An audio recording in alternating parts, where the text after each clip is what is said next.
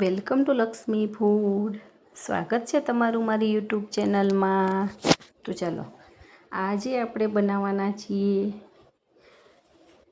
પ્રસંગમાં બનતું હોય એવું ફરસાણમાં જે આપણે પીરસીએ છીએ એવી સરસ મજાની કટલેસ અથવા તો ઘણા એને કટલેટ પણ કહેતા હોય છે. એકદમ ક્રિસ્પી, કુરકુરી અને એકદમ ગુજરાતી સ્ટાઇલ આપણે કટલેસ બનાવવાના છીએ. એના માટે મારી વિડીયોમાં લાસ્ટ સુધી બન્યા રહેજો અને મારી આપેલી દરેક ટ્રીક અને ટિપ્સને ફોલો કરજો તો તમારી પણ કટલેસ બહુ જ સરસ બનીને તૈયાર થવાની છે. તો એના માટે મેં અહીંયા બટેકા લીધેલા છે. 8 નંગ જેવા મેં અહીંયા બટેકા લઈ લીધેલા છે. મીડિયમ સાઇઝના બટાકા છે. આ માપથી જે હું બનાવું છું એમાંથી 3 વ્યક્તિ આરામથી જમી શકે એટલા માપથી બને છે.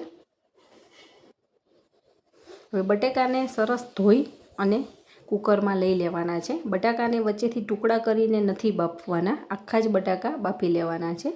અને એની અંદર પાણી નાખી અને મીડિયમ ગેસની ફ્લેમ ઉપર આપણે 4 વિસલ કરી લેવાની છે.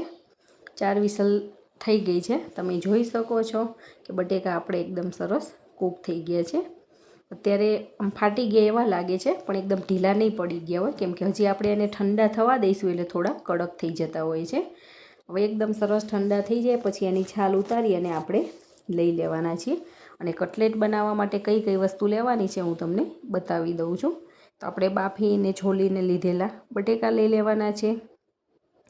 અને આપણે જે ટોસ્ટ ખાઈએ છીએ, જે મીઠા ટોસ્ટ આવે છે, એ ટોસ્ટનો ભૂકો કરી લેવાનો છે. એકદમ આવી રીતે કરી લેવાનો છે. પછી આપણે જે ચોખાના પૌવા આવે 1 વાટકી ચોખાના પૌવા લીધેલા છે અને કોરા જ લેવાના છે, પલાળવાના નથી. તીખાસ માટે 1 ચમચી લાલ મરચું પાવડર, ટેસ્ટ પ્રમાણે મીઠું, અડધી ચમચી હળદર પાવડર, 1 ચમચી ધાણા જીરું પાવડર, 1 ચમચી સફેદ તલ, અડધી ચમચી વરિયાળી લીધેલી છે અને 1 ચમચી દળેલી ખાંડ લીધેલી છે. આનાથી ખાટો મીઠો સારો ટેસ્ટ આવે છે. તીખાસ માટે આપણે અહીંયા લીલા મરચાં લીધેલા છે, 5 થી 6 લીલી મરચી અને ખાંડીને લીધેલા છે. લીલા ધાણા અને 1 લીંબુનો રસ લઈ લેવાનો છે.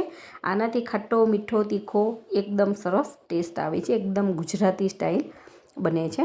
હવે એક મિક્સિંગ બાઉલ લઈ લેવાનું છે અને એની અંદર આપણે બટેકા એડ કરી દેવાના છે અને બટેકાને સરસ મેશ કરી લેવાના છે.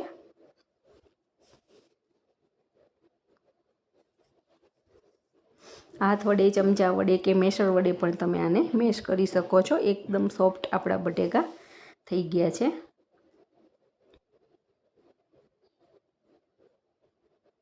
આ ફરસાણ બધાને ભાવતું હોય છે, ખાવાની પણ બહુ જ મજા આવતી હોય છે અને બનતા પણ બહુ વાર નથી લાગતી, ફટાફટ બની જાય એ ટાઈપની આપણે આ રેસીપી બનાવી છે. એકદમ ઇઝી રીતે હું તમને બતાવું છું. હવે એની અંદર આપણે ખાંડેલા મરચાં લેવાના છે. સૂકું મરચું તો ખાલી આપણે કલર પૂરતું જ નાખવાનું છે, કલર સારો આવે એના માટે. બાકી લીલા મરચાં આપણે વધારે નાખીએ એટલે એની તીખાશ સારી આવે છે. બધી જ વસ્તુ 1 બાય 1 આની અંદર એડ કરી લેવાની છે. અને તમે મારી ચેનલમાં નવા હોય અને હજી સુધી ચેનલને સબસ્ક્રાઈબ ના કરી હોય તો ફટાફટ સબસ્ક્રાઈબ કરી દેજો અને બાજુમાં આપેલા બેલ આઇકોનને પ્રેસ કરી દેજો, જેથી કરીને આવનાર તમામ નવી રેસીપીના વિડીયો ફટાફટ તમારી સુધી પહોંચી જાય. અને જો તમને મારા વિડીયો પસંદ આવે તો વિડીયોને લાઈક કરજો અને તમારા ગ્રુપમાં ચોક્કસથી શેર કરજો. બધી જ વસ્તુ આપણે આની અંદર એડ કરી લીધેલી છે. હવે હાથ વડે આને સરસ મસળી દેવાનું છે અને મસાલા સાથે મિક્સ કરી લેવાનું છે. ટોસ્ટનો ભૂકો અને પૌવા એ બંને આપણે અત્યારે એમાં એડ નથી કરેલા. એને જેટલું જોઈશે એટલા પ્રમાણમાં પછીથી એડ કરવાના છે. એનાથી આપણું જે આપણે મિશ્રણ બનાવીએ છીએ એ બટેકાની અંદર મસાલા, લીંબુનો રસ બધું આવે એટલે ઢીલું પડી જતું હોય છે, પણ કટલેટ વાળતા ના ફાવે ઢીલું હોય તો. એટલા માટે આપણે એને કઠણ કરવું જરૂરી છે. તો 1 વાટકી મેં ટોસ્ટ લીધેલા છે. આશરે 8 થી 10 ટોસ્ટનો ભૂકો કરીને મેં લીધેલો છે. એ આની અંદર એડ કરી લેવાનો છે. એનાથી આમાં ક્રિસ્પીનેસ પણ આવે છે અને આપણું જે આ મિશ્રણ છે એકદમ સરસ કઠણ પણ થાય છે. અને ગળ્યા ટોસ્ટ હોય એટલે એની અંદર આપણે લીંબુનો રસ નાખીએ એટલે ખાટો મીઠો ટેસ્ટ પણ સારો આવે છે અને આ એકદમ ડિફરન્ટ ટેસ્ટ લાગે છે. હવે આપણે અહીંયા કોરા પૌવા લીધેલા છે. એ પૌવાને પણ હું આ મસાલાની અંદર એડ કરી લઉં છું અને હાથેથી મસળી અને એની અંદર આવી રીતે દબાવી લેવાના છે. અત્યારે એવું લાગશે કે પૌવા આપણા કાચા લાગશે, પણ એવું નથી. જે મસાલાની અંદર પાણીનો ભાગ હશે એ બધું જ આ પૌવાની અંદર અને ટોસ્ટનો ભૂકો છે એની અંદર એબ્ઝોર્વ થઈ જશે. એટલા માટે જ આપણે આની અંદર કોરા પૌવાનો ઉપયોગ કરવાનો છે. આ વસ્તુનું ખાસ ધ્યાન રાખવાનું છે. પૌવાને જો પલાળીને લઈશું તો એ ઢીલા પડી જશે અને એકદમ પાણી એબ્ઝોર્વ નહીં કરે એની અંદર, એટલા માટે. અને હજી આપણે આ મિશ્રણને 8 થી 10 કે 15 મિનિટ સુધી રહેવા દેવાનું છે, જેથી કરીને પૌવા આપણા ફૂલાઈ જશે અને એકદમ પૌવાની અંદર પણ મસાલા ભળી જશે અને પાણીનો ભાગ બધો એબ્ઝોર્વ થઈ જશે. તો આને ઢાંકી અને તમે 10 થી 15 મિનિટ સુધી રહેવા દેવાનું છે. પછી આપણે આની કટલેટ વાળી લેવાની છે.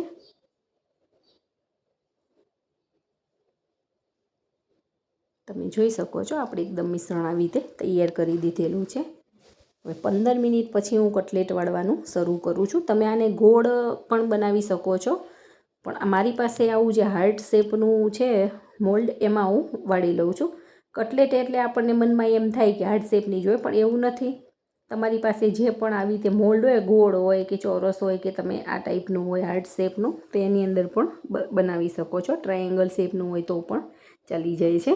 હવે મોલ્ડ આપણે મૂકી અને એની ઉપર આવી રીતે થોડોક મસાલો લઈ લેવાનો છે અને બધી બાજુથી સરખી રીતે પ્રેસ કરી દેવાનો છે. તમારે જો પાતળી કટલેટ બનાવવી હોય તો મસાલો હજી થોડોક ઓછો રાખવાનો છે, પણ મોલ્ડ આપણું એકદમ જાડું નથી, મીડિયમ જ છે. એટલે આખું ફૂલ મોલ્ડ ભરી અને આપણે મસાલાને લઈ લીધેલો છે અને બધી જ બાજુથી આવી રીતે સરખું કરી અને એનો હાર્ટ શેપ આપી દેવાનો છે. પ્રેસ કરવાથી અંદર પોલાણ નહીં રહી જાય, નહીં તો જો તમે સરખું પ્રેસ ના કર્યું હોય ને અંદર પોલાણ રહી જાય તો તેલમાં તળતી વખતે ફાટી જાય છે ને એની અંદર તેલ પણ ભરાઈ જતું હોય છે. હવે થોડુંક પ્રેસ કરતા જઈએ અને મોલ્ડમાંથી છૂટું પાડી લેવાનું છે. આપણું મિશ્રણ થોડુંક કઠણ હોય એટલે તૂટી નથી જતું. તો તમે જોઈ શકો છો બધી જ કટલેટ આપણે આવી રીતે વાળી લીધેલી છે. હવે એક સાઈડેથી આપણે ગેસને ઉપર તેલને ગરમ કરવા માટે મૂકી દીધેલું છે. તેલ સરસ ગરમ થાય પછી આપણે કટલેટને તળી લેવાની છે. શરૂઆતમાં આપણે તેલ એકદમ ગરમ રાખવાનું છે, જેથી કરીને આપણી કટલેટ છૂટી ના પડી જાય. અને કટલેટનું ઉપર થોડું ક્રિસ્પી પણ થવા લાગે પછી આપણે ગેસની ફ્લેમને સ્લો કરી દેવાની છે. સ્લો ટુ મીડિયમ રાખવાની છે. એકદમ ધીમે ધીમે બધી જ કટલેટ એની અંદર જેટલી સમાય એટલી આપણે રાખી દઈશું. ઓવર નથી મૂકી દેવાની, નહીં તો આપણને એને પલટાવતા નહીં ફાવે. 6 થી 7 જેવી કટલેટ કે તમારું જેવડું વાસણ હોય એ પ્રમાણે તમારે એમાં રાખી લેવાની છે, પણ થોડીક અંદર જગ્યા રાખવાની છે જેથી કરીને આપણી કટલેટને પલટાવતા ફાવે. અને તરત જ આપણે પલટાવવાની ઉતાવળ નથી કરવાની. થોડુંક પડ ઉપરથી ક્રિસ્પી થવા લાગે પછી જ આપણે પલટાવીશું, જેથી કરીને આપણી કટલેટ તૂટી નહીં જાય. થોડુંક આપણે ઝારા વડે આવી રીતે હલાવી દઈશું, જેથી કરીને નીચે ચોંટી પણ ના જાય. ઘણી વખત તળીએ ચોંટી જતી હોય છે.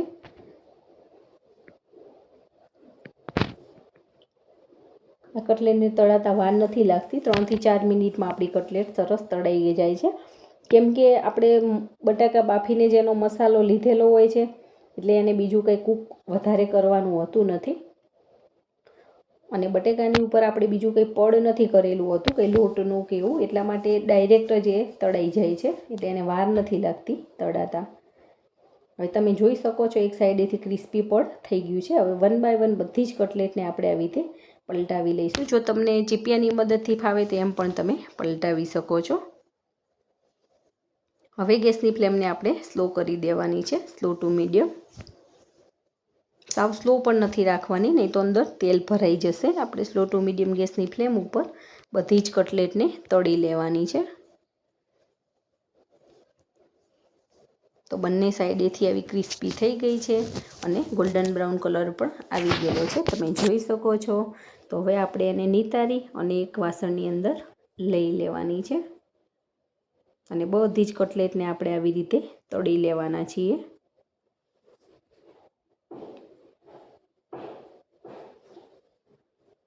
તો તમે જોઈ શકો છો બધી જ કટલેટ આપણી તળાઈને તૈયાર થઈ ગઈ છે. એક સરખી કટલેટ આપણી બનેલી છે. મોલ્ડમાં બનાવવાથી આ ફાયદો થાય છે કે તમારો કટલેટનો માપ એક સરખું રહે છે અને દેખાવમાં પણ સારું લાગે છે.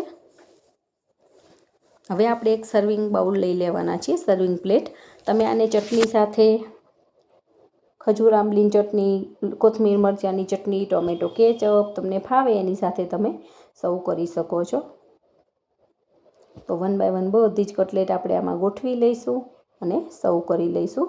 તો એકદમ ક્રિસ્પી, ખાટી મીઠી તીખી ગુજરાતી સ્ટાઇલ કુરકુરી એવી કટલેટ આપણી બનીને તૈયાર થઈ ગઈ છે. જોતાં જ ખાવાનું મન થઈ જાય એવી કટલેટ બની છે.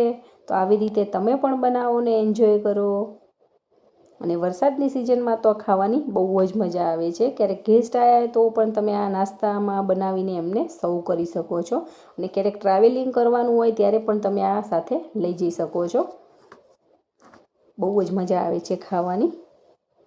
તો છે ને એકદમ સરસ ફટાફટ બની જાય છે અને એકદમ ઇઝી રીતથી મેં તમને બતાવેલી છે. તો તમે પણ બનાવો અને એન્જોય કરો. Thank you.